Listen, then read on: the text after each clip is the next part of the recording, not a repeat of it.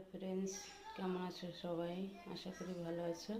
তো আজকে করব পেঁপে আর আলু দিয়ে সবজি, নিরামিষ। কড়াই বসিয়ে দিয়েছি, তেল দিয়ে দিয়েছি। এখন দেবো তেজপাতা, শুকনো লঙ্কা, দিয়ে দেবো পাঁচফোড়ন, দিয়ে দেবো সবজিগুলো, লবণ দিয়ে দিচ্ছি, হলুদ। তো এখন নেড়ে চেড়ে নিচ্ছি, দেবো ঢাকা দিয়ে। তো দেখো সবজিটা কষিয়ে নিলাম ভালো করে। এখন দিয়ে দেবো পরিমাণ মতো জল, দিয়ে দিচ্ছি চিনি, দিচ্ছি লবণ।